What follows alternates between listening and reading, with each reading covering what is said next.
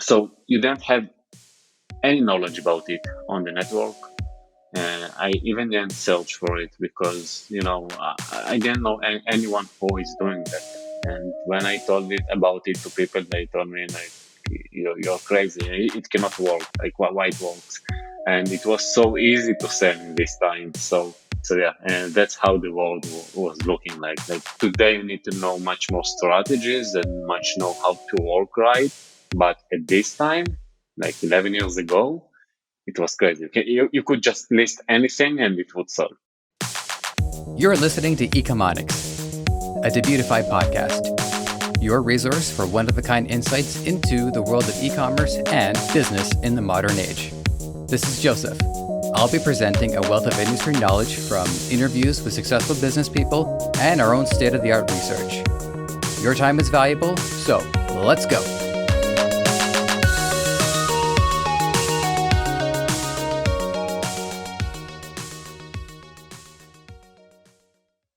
What I want you to pay attention to in this episode is the sense of scale conveyed by my guest, Lior Pozin, and his company, AutoDS.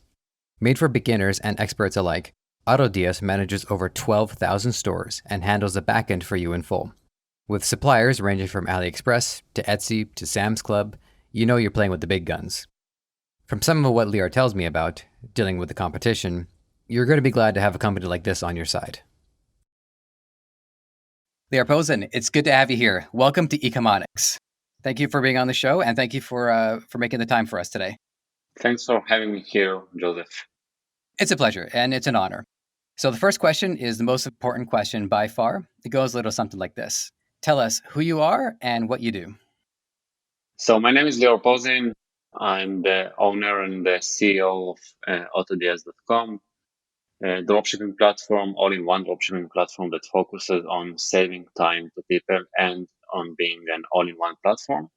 I started dropshipping around 11 years ago. And from there, the tool came from our needs as dropshippers. And if you can, I can explain more about how AutoDS came to the world and why. We'll definitely want to hear about that. I mean, I think I was going to have that chambered a couple of questions in, but you said it. So yeah, let's hear about that now. Cool. So basically, I started the dropshipping 11 years ago, basically by mistake. So I just searched for a cell phone to buy an online smartphone. And I saw it in a Chinese site that's called tinydeal.com. Right now, this site doesn't exist anymore, but in these days, it was a big Chinese site for electronics. But I wanted to buy it from eBay because this is a marketplace that I trust and I like to buy from. So I went to eBay and I saw the same cell phone in just much more expensive price. And I said to myself, why not to try and list this cell phone for the same price on eBay, maybe make some profits. I was 14 years old in these days, so I got a sale of $40 in profit, which was a huge amount of money for me in this time. After that, I had some e-commerce businesses, some stores of electronic cigarettes and some other gadgets.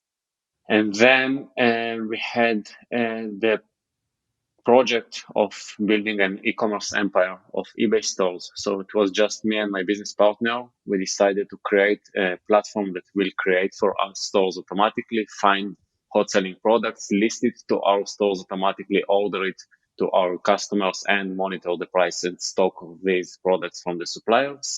And this was our initial plan. So basically what we wanted to do is just a program that will create stores for us that runs automatically, accept the customer support. For this, we had our VAs, virtual assistants, and that's all. That's how it started.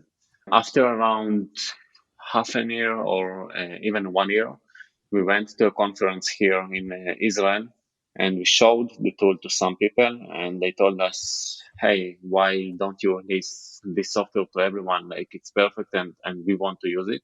So initially we released it to some big eBay dropshippers.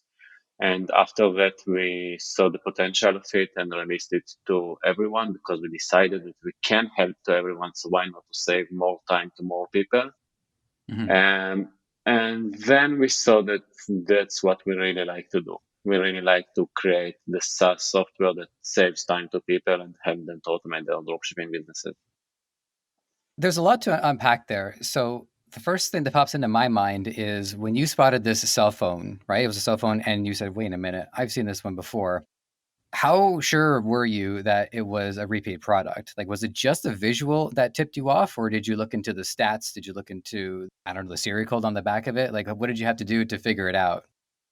So I checked the description of it and I checked the pictures on the eBay listing, and I saw that it's exactly the same product. They didn't change anything there, like not the title, not the description, not the images, anything. I just decided to try. But by the way, I sold it within, I think, 3 or 4 hours. It was crazy. You might be the person who's been in dropshipping the longest out of everybody that I've talked to. On average, the people that I've talked to, they've gotten into it 2 years ago, 3 years ago, maybe 5 years ago.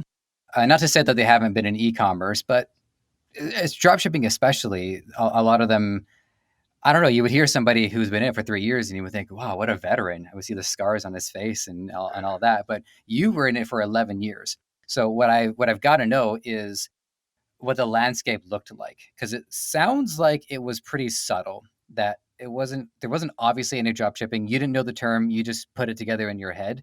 So what was the industry like at that time? So first, I didn't know even the word dropshipping. Like I didn't know that. Until today, I don't know if this word was existing this time or not. At this time, Mm-hmm. so you don't have any knowledge about it on the network. I even didn't search for it because I didn't know anyone who is doing that. And when I told it about it to people, they told me like, "You're crazy. It cannot work. Like why it works?" And it was so easy to sell in Mm-hmm. this time. So yeah, and that's how the world was looking like. Like today, you need to know much more strategies and much know how to work right. But at this time, like 11 years ago, it was crazy. You could just list anything and it would sell. It was crazy. I missed out on the early part of the gold rush there, but congratulations for catching it. So you worked on this software because you realized that you needed it for yourself. And that ties into a lot of the mentality that entrepreneurs, even if they're not into dropshipping and they just want to, I don't know, sell cookies, that's usually the starting point, is that they have a problem and no one is solving it. So they decide to solve it themselves. And then the other side of it, and this is something that I was really hoping to ask you about in particular, because the automation is such an important component to your business, is I've always figured that before something is automated, it should be done manually. Because if you don't do something manually first and you don't understand how it works, the automations can get ahead of you. People were making newspapers by hand before somebody realized they could do the printing press. Well, I mean, we're not automating surgeries just yet, but I hear a lot of reports in the news about robots with the little needles sewing people up. So tell us about your experience with doing this manually, and did you find that you were just spending way too much time on it, or was it just a matter of, you know what, no matter how much time I'm spending, I could automate this? Because that takes a lot of intuition to just realize, oh, wait a minute, we could just automatically do this. And I suppose you also had a bit of a development background too. So let us know about how AutoDS served your needs first before it helped others. Okay, it's a good question. So yeah, Yeah, well, there was like 7 questions in one there, so I'm hoping one of them was good. so yeah. Firstly, I started manually. Yeah, like everyone, I had to find the products manually and list them manually, and and then process the orders manually. So first, I had to understand what are the tasks that takes me most of the time, and where the software can be even better than myself. So the two tasks that I saw that are taking most of my time, and it was really hard to outsource it to someone else, were first to find products and second to list the products.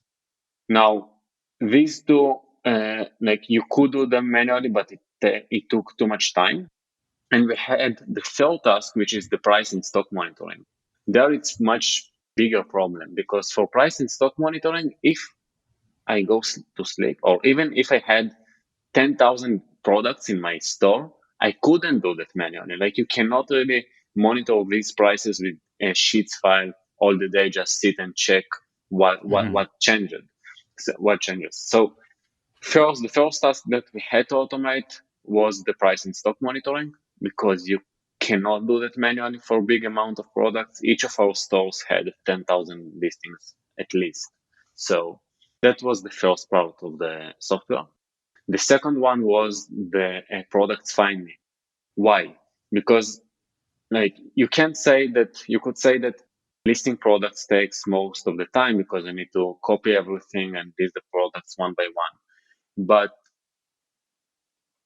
finding products is a process that takes time, and a software can do that better than me.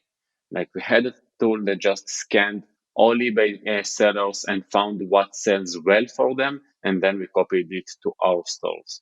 So that was the second tool that we had. And then the third one was really the lister, the part of the software that just copies anything from any of the suppliers into our eBay store or Shopify store today with a click of a button.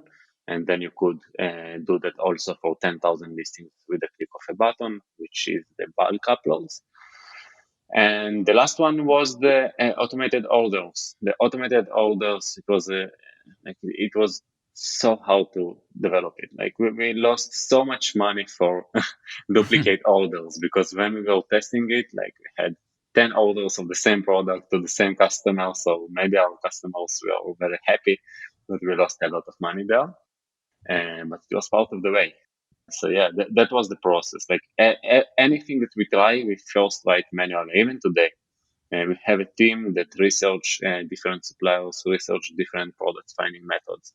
All this done first manually, and then we do that automatically.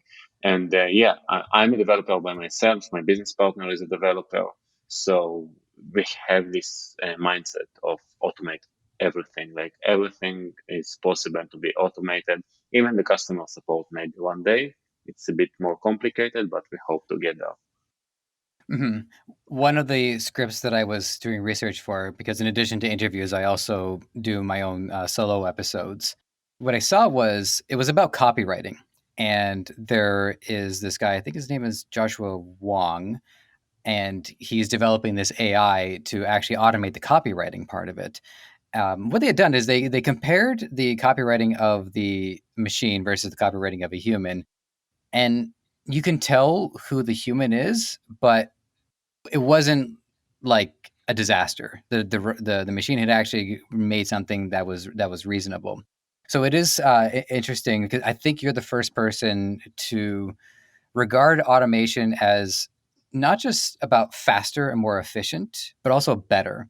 Have you ever seen this philosophy applied to life in any other way, like, I don't know, automated cars or anything along those lines? Yeah. So first about the dropshipping. So like, for example, we have the part of the automated orders in AutoDS. I'm sure that the robots have less chance to make a mistake while they do 100 orders a day than a person, than a real person. And same about the cars. Like from what I read, the statistics shows that automated cars have less chance to do an accident uh, than people. We are still like our mind is still not there. Like we still cannot get it. But in the future, I'm sure that when people will give more trust into these cars, the amount of accidents will be much lower. Yeah, I haven't talked about this too often on the show because it only comes up once in a while. But my girlfriend and I, we both have partial blindness. Like I'm legally blind on my left eye, and she has a blind mixture in both of her eyes. So with our combined efforts, we have enough vision for one person. So if we both have our hands on like one giant steering wheel, then maybe we can work together and drive a car. But automation, automatically driving cars, is something that excites somebody like me because it does it better. I will never do it as well as like the average, driver, even somebody with glasses, because they couldn't even correct my vision. Yeah, so automation, it's not just about replacing us; it's about it boosting us and giving us an ability to focus on other things.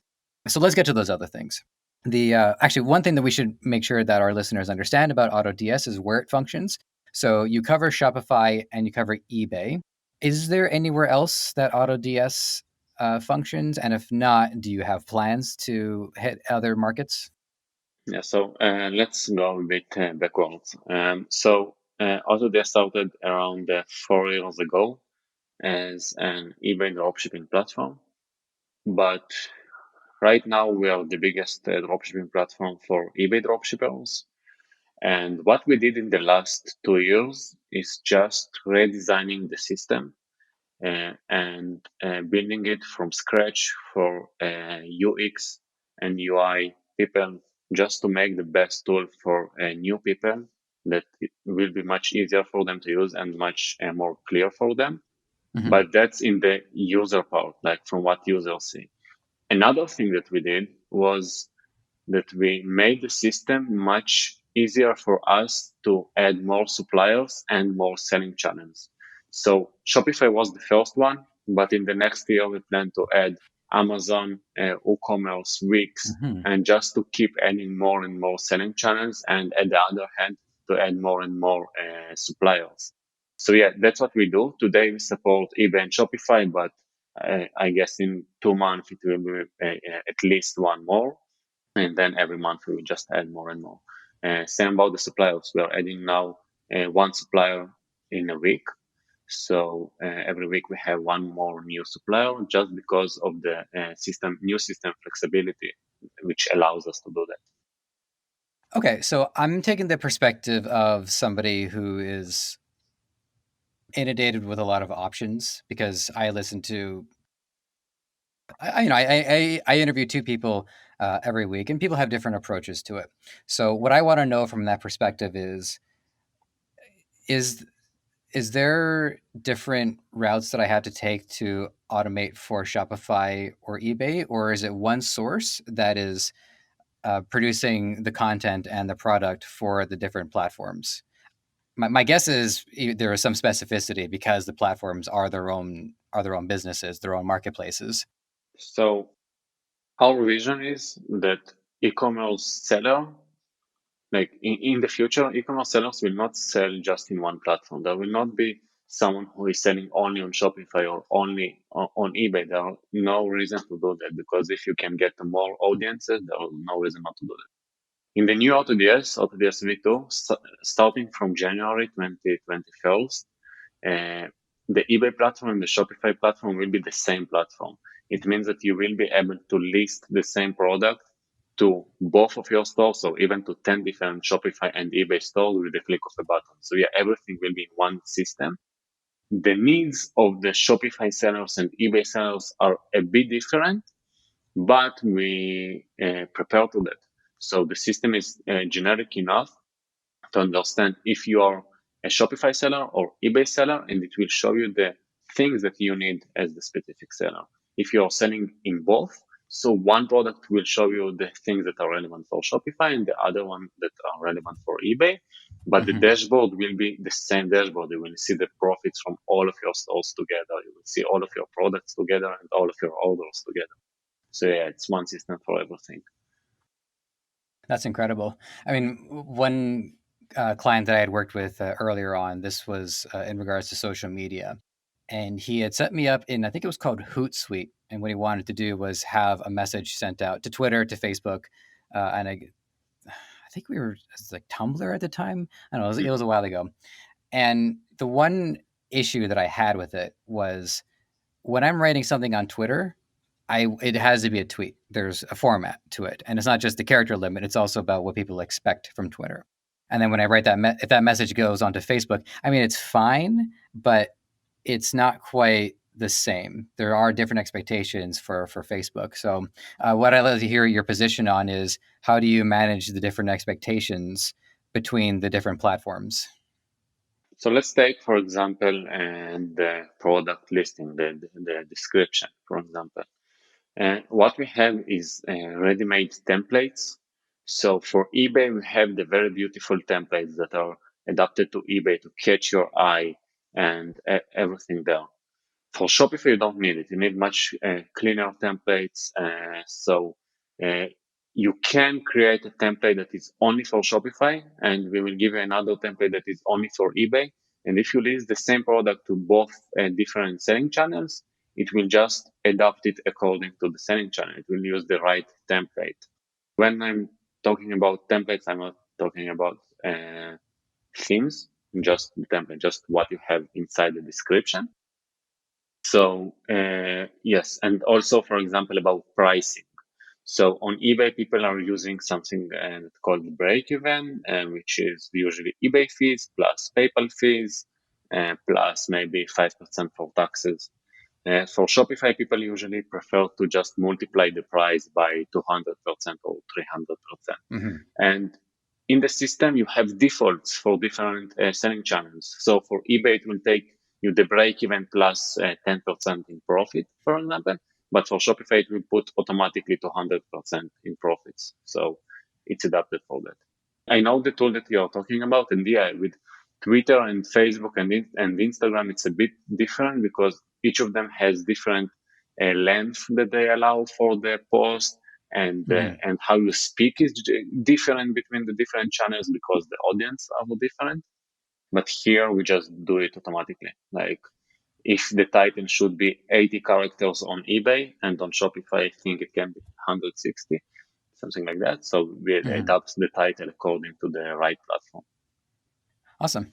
The quote of your business is pretty appealing. I'll read the quote up. It's beautiful outside. Leave your work behind.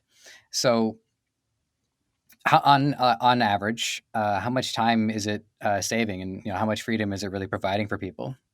So I cannot really say how much time it's saving, like in hours. I can say that the only thing that you need to worry about is customer support on eBay and on Shopify. For now, it's only the advertising.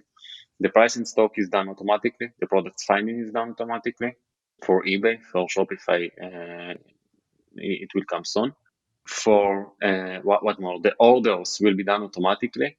The tracking number will be updated automatically. On eBay, we will also send to your customers 3 messages about, hey, the order was processed. Hey, this is your tracking number, and this is your and the order arrived.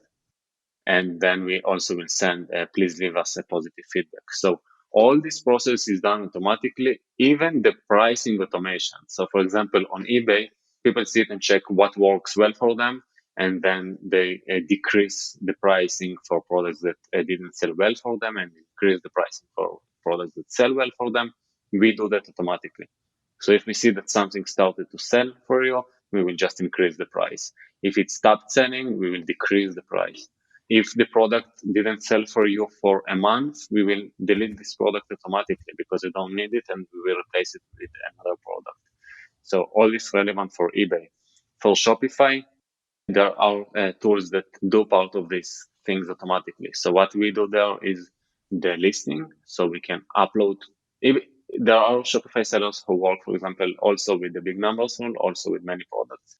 So you can list even 10,000 products and say products between $10 and $20, we want to put them with 200% in profit. And then other level, other percent of profit. When the order comes, it will go automatically to the customer. It will be processed automatically. So even there, we do most of the work automatically. For now, the only thing that we are not doing automatically are the customer support and the Facebook ads.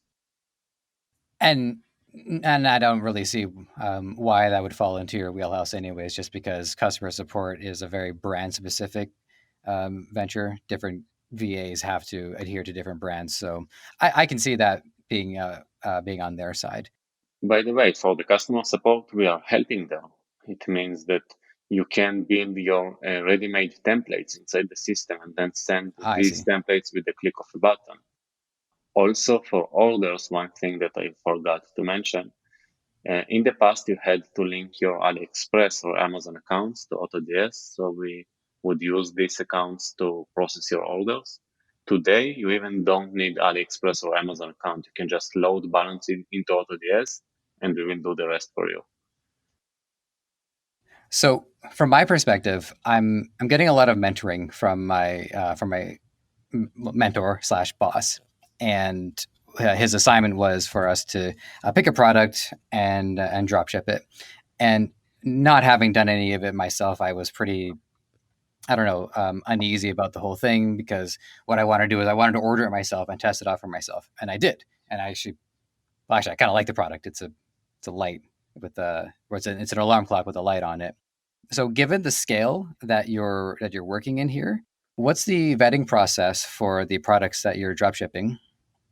You mean how do I find them? Yeah, how do you find them? And in fairness, how do you just ensure that they're good to go? So it depends for eBay or for Shopify. All right. Well, I suppose I would want to hear for both. Okay, cool. So because the strategies are completely different, it's so different that it's crazy. Like Mhm. in AutoDS, we had to understand the difference between those two huge markets. So let's start from my strategy for product finding for eBay. So eBay is a marketplace, and in marketplace, what you want to do is to take as many keywords as possible and just to have as many products as possible on as many keywords as possible. And what we do is that we are working with the big numbers rule, which is a strategy that I'm a huge believer of this strategy. In my opinion, actually, it's not an opinion that it's a fact. Every big dropshipper that I saw that really makes a lot of profits using this type of strategy. And what we do is that we are listing around 10,000 products for each store. Now, when you list 10,000 products, you cannot really do manual research for each of them and really check that any of them will sell for you. And it doesn't matter, you don't care about it. So what we have in AutoDS is that we have a tool that calls AutoDS Finder. The AutoDS Finder is a tool that scans 40,000 dropshippers every day, takes their top selling products, and then it adds it to our database, plus adding some related product that also has a big possibility to sell, a high possibility to sell. And then we have all this huge database, and with a click of a button in AutoDS, you can just list these type of products into your store, plus some other different categories like products with coupons that have coupons now on Amazon, AliExpress, and so on. So that's how we work on eBay. We are just putting a recurring upload on AutoDS. So every day my store will have 100 new products, and that's all. I know that these products already sold for someone else. The price optimization system will change the price and decrease it if they are not selling for me, and then increase when it starts selling, because that's how eBay's algorithm works. And that if your product sells well, so you will just get more traffic into this product and you can start increasing the price. And that's how we work for eBay. For Shopify, we have some different strategies. For now, we are doing it manually. So one option is first, I'm working on Shopify mostly with US suppliers, Amazon, Wayfair, Walmart, and so on. What we do there is that we are going to the trending products from these suppliers, and we are checking if the product is interesting by some criteria. Mhm. If it solves a problem, if it's something that people will buy from emotions, like right now they will just buy it. And we are just checking we just check what is trending there and adding it to this list. Then we are checking Facebook ads and how other competitors are working with this type of products. We have a huge list of other Shopify competitors, and we are checking what they are listing to increase this list of products. And that's what we do on Shopify. By the way, we are releasing Shopify free course soon in around 1 or 2 weeks. So we will also show these methods there. I think a lot of people might not realize what eBay is capable of, just because, as far as what we understand about eBay, is that it's an auction website for people who are selling individual products. I don't think it really occurs to people that there was a whole marketplace going on there too. So, how long has eBay's market side of it been around compared to the auction side of it, or was it basically like there the whole time and we just didn't notice? It was always there. I don't know why they don't market it right. Like, they have a lot of buyers. I think that most of the purchases on eBay are not from auctions. So dropshipping on eBay works really well. Mostly you will not see in the first results auctions. You will see basically dropshipping products. So yeah, eBay is a huge marketplace. I think it's the second biggest marketplace in the US, and it's really worth it. I think that even Shopify dropshippers should just try eBay also as a secondary income or as a side business, because this way, first you can build a huge brand this way, because you can work on eBay, these 10,000 products, not spending a lot of time on it. And then when something sell well for you, you can, in the gift receipt of the supplier, for example, if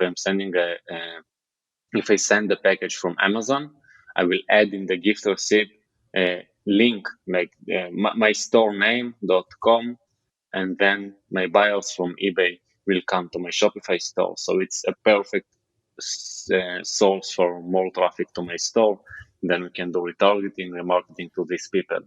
So I think that everyone should try it. And also, it's another way to build, a buyers list, a brand. So yeah. Yeah, and I think also too, I guess this was happening to me and I didn't realize it.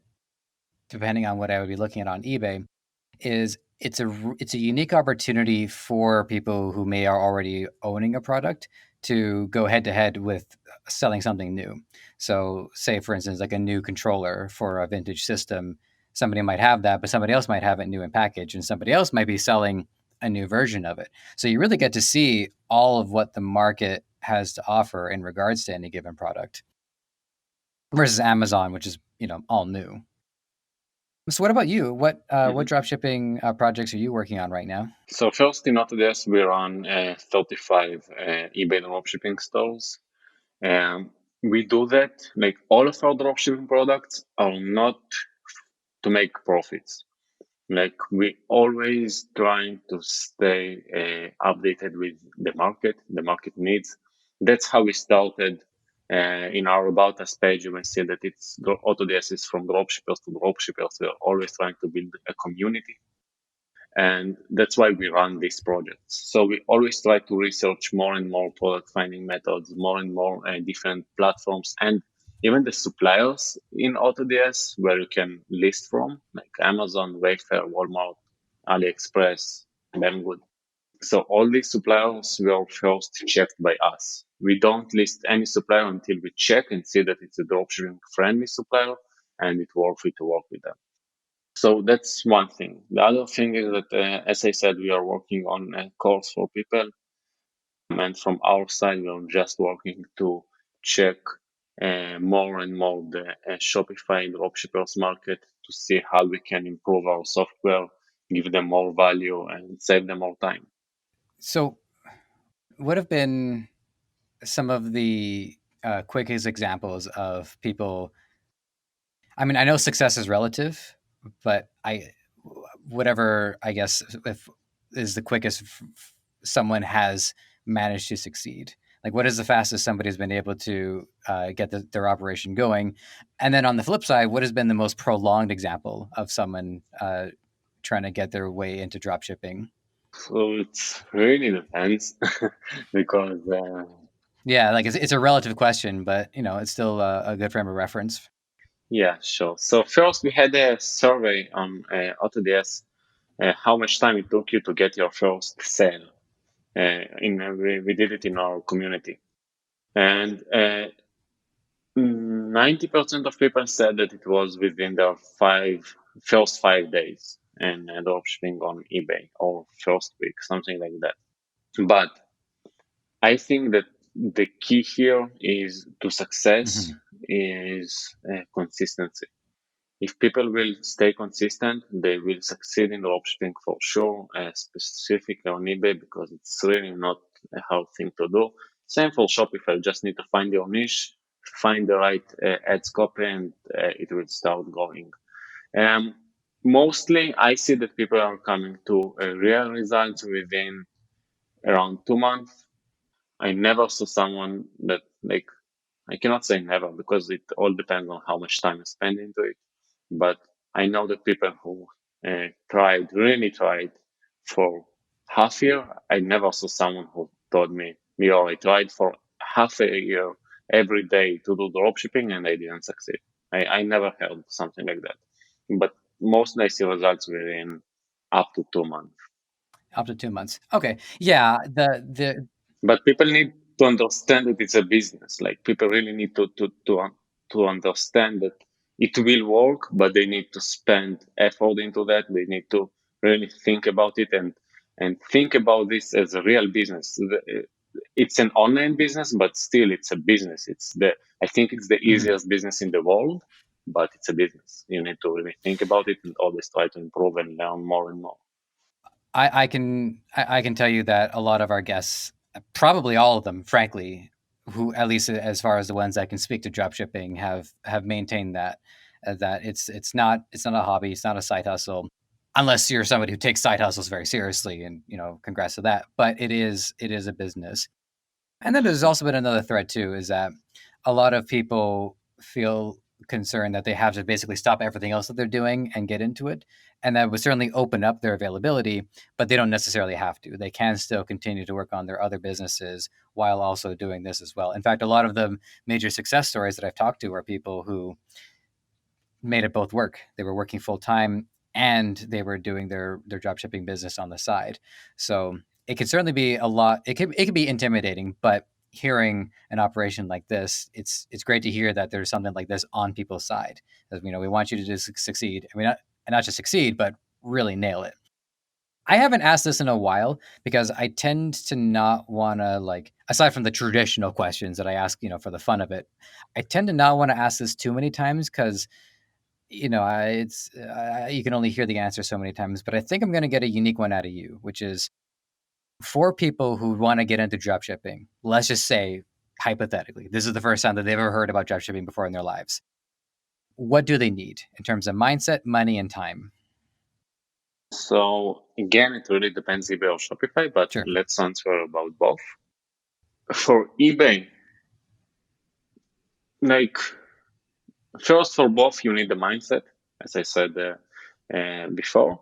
But for eBay, you don't really need any budget because you just need maybe $100 just to start your first orders, because there is something that called the PayPal jail, which means that PayPal will hold your money when you just start for a few days until the product arrives to your customers. So maybe just for these first days, you need some budget. Up to $100, it will be enough. And that's all. To start working on it, it's really easy. You can go to, you even don't need to pay money to any course. Like you can go to, sorry for the advertising, but you can go to AutoDS blog or AutoDS YouTube. We have there over 350 YouTube videos to help people to succeed, over 300 blog posts, just really to give value to people and help them to succeed. So that's about eBay. The start there is much slower because eBay are giving you a limitation of how many products you can list firstly. So you cannot go immediately to 10,000 products. Mm-hmm. It will not work. You cannot do that technically, but you can first list 10 products, then 100 products, and then 1,000, and that's how it goes. So there you just need patience. You need the mindset that it's a business and it will work if you will stay consistent, and that's all. For Shopify, you need much more understanding about advertising, like how to run Facebook ads, and a bit more budget. I would say that $1,000 will be enough for sure for Facebook ads to just to start and understand if it works for you and understand the potential. But if you don't want to spend this amount of money, it's still possible. Why?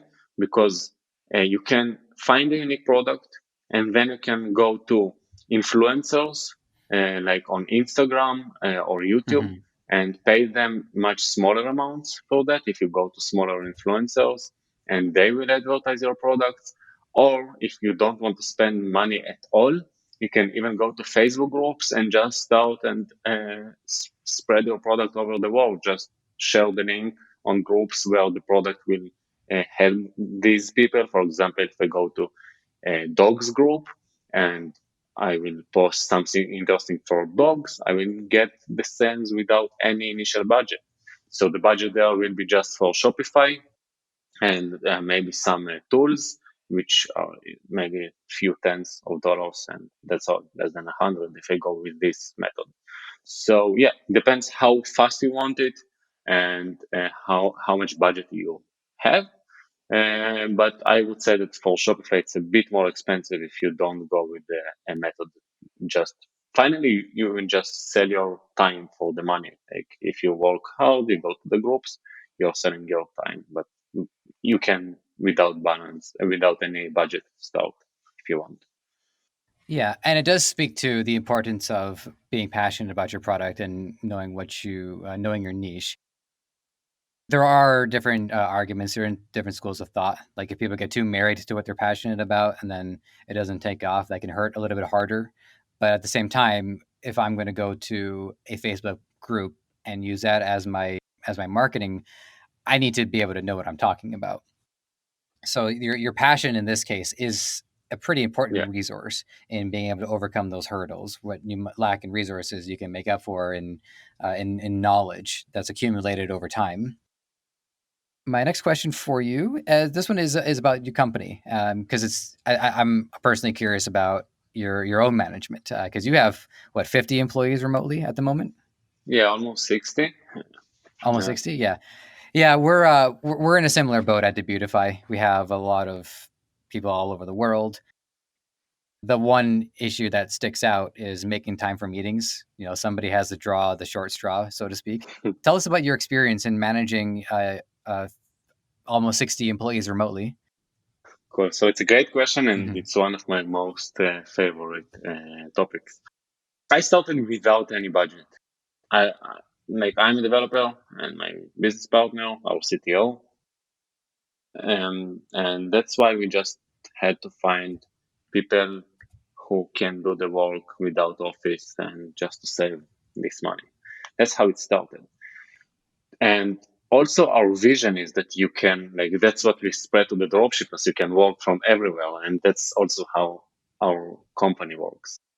Now about the management, my business partner or chief technology officer, he lives in Denver, Colorado, Mm-hmm. United States. I live in Tel Aviv, Israel. So anyway, like even the closest part in the, my partner lives uh, 10 hours flight from here. What we do is a few things. First, we have meetings for each of the departments, one for marketing, one for customer support, and one for the developers.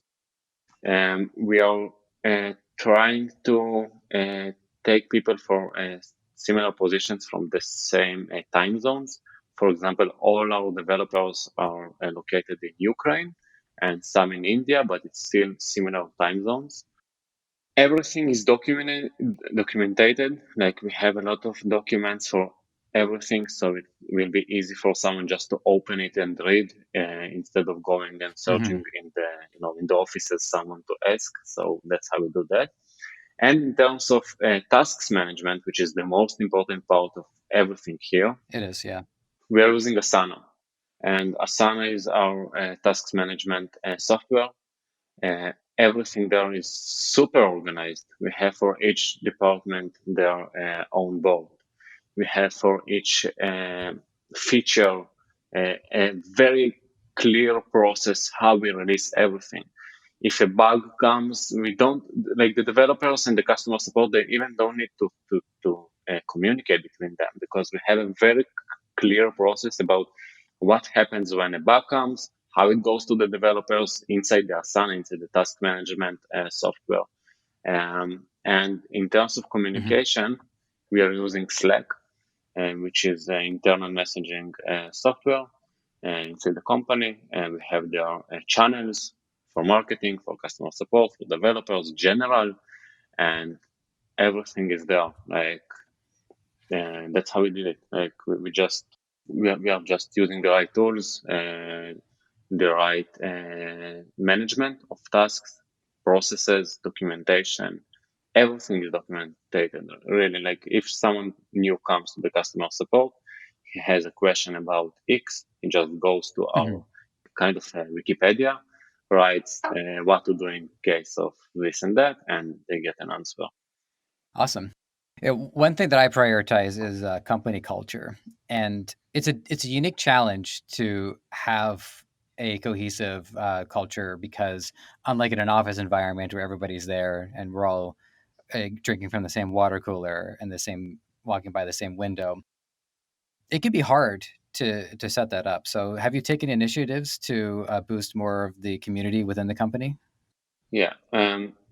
First, we try to do some like kind of happy hours to meet each other, but it just works because like everyone in AutoDS understands the passion, and it all comes from from the people who lead the company. We work a lot of hours. We really try to automate everything, and like this also goes initially into the company culture.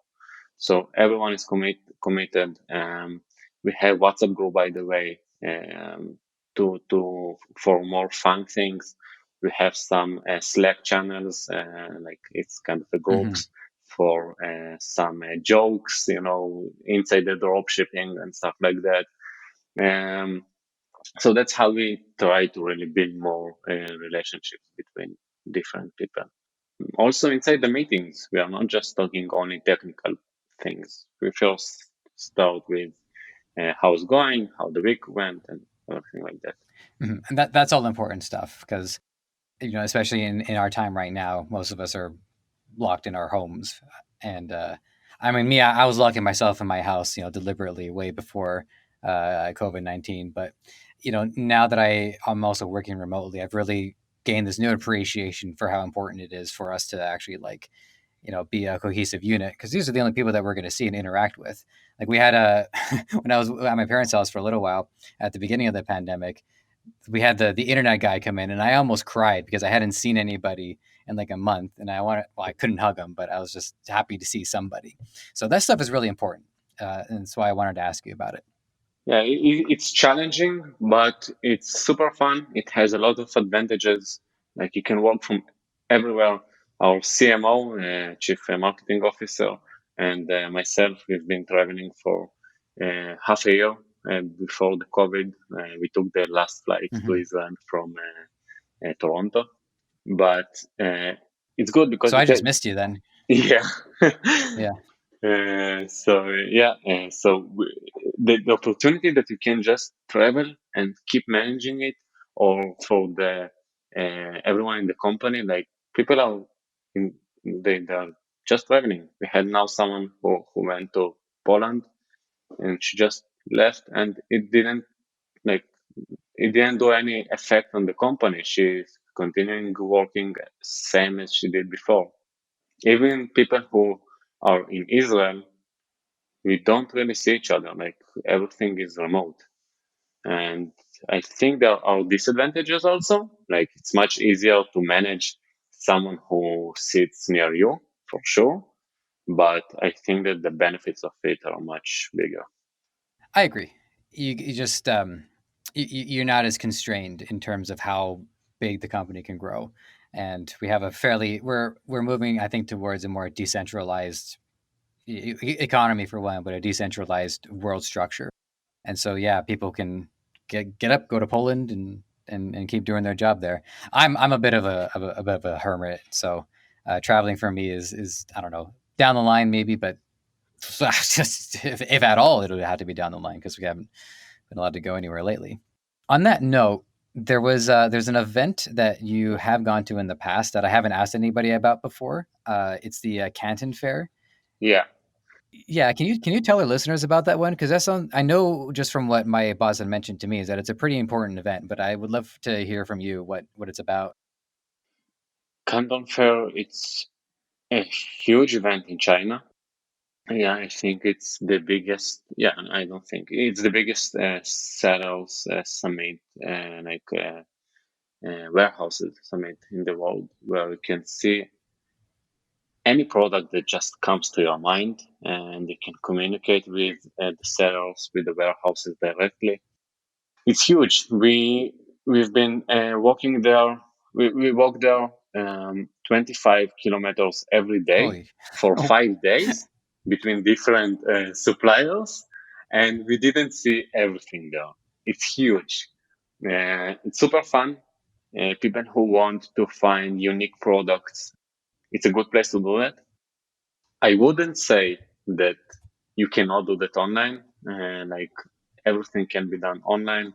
By the way, this year the content fair was online for sure as any other conference, but uh, even without the COVID, you could find these products online. But the feeling was of going there and see the people and see and communicate with all the sellers, everyone just there. It's huge. Like super interesting. It's super interesting to see these products, to touch these products, to see what's new, and even things that wouldn't come to your mind if you wouldn't go there. You will just see it there, and maybe it will give you some ideas. So yeah, it's huge. It's super fun. About the benefits of it, I think it's more for fun, but for business, it's also good. it's important to hear about that stuff too. I think just because as time goes on and we can start going to these events again, we got to give people some optimism, some stuff to look forward to. I got a couple of other, just some shorter questions, just some tidbits and some facts and some definitions that we'd love to hear about from you. Mhm. Having looked at your blog and your YouTube, I picked up on some interesting definitions, variables, ideas, concepts, and I just want you to raffle off a few of these for our listeners, just so that they can look into it a little bit further, especially on your website where I found them. So, can you give us a basic rundown of what's the big numbers rule that you've mentioned? So the big numbers rule is it means okay, on eBay you have two methods of product finding. One is picking them one by one, same as you do on Shopify, finding the best products and optimizing the keywords and everything. Or you can go with the method of okay, I will just list 10,000 products, and what will sell, I will optimize it later. I will not spend any time on products that didn't sell for me. Mm. Only after the product proved me that it's a good product and it worth my time, I will go and start optimizing it. And also the benefit of the big numbers rule is that your fees will go lower per product, because if you have 10,000 listings on eBay, you have the anchor subscription, and then each listing, each product that you list on eBay will cost you less insertion fees. So it means that you can list more products for cheaper prices per product, and your potential, your chance to be profitable is much higher, because instead of paying X per product, you will pay half X. And this way you can just keep it in your pocket and keep growing. So that's what the big numbers for me. I see. So the products are almost like the products are auditioning for your extra attention rather than you having to devote your attention to something. And it could work, but it could also end up being an inefficient use of time. Exactly. Mhm. A couple of ones I wanted to know about in regards to eBay. Are you familiar with the eBay stealth accounts? Yeah. Okay. This sounds, well, for one, it sounds kind of cool. Anytime I hear the word stealth, I get a little excited. But what's going on with those? So eBay stealth accounts, when you sell on eBay, you have two different approaches. The first one is building, you can build multiple stores on your name, and then you cannot list the same products to multiple stores. And if one of your stores, something happened, this is business, that's the world, you can get a copyright violation by mistake, or you can do something wrong, and then your account may be suspended, and your business will die after that. If Mm. you go with stealth accounts, it means that I'm creating one account on my name, one account on my dad's name, one account on my sister's name, and one account on my friend's name. And then I'm just working with all these accounts together. And if something happens to one of my accounts, everything fine. Like my business is still profitable and still keeps going, and then I will just create more accounts. And that's the right way to go mostly. If I have, for example, 35 stores, so 5 will be on my name, 5 on someone else's name, and this way, if 5 of them will die or 5 of them closed, I still have my business running. That's good. That's good diversification strategy. And it reminds me of what some people have talked about in a different context where they would say, if once you get into it, don't just have like one drop shipping store, have a couple. Because if one of them goes down, you have other ones to back you up. Exactly, it's the same. It's also the same with Shopify. Like if one niche stops selling because something happened in the world and it's irrelevant anymore, like always happens. So you don't want to put all of your eggs in one basket. You always want to split it. The other term in regards to eBay, are you familiar with eBay sniping? Yeah.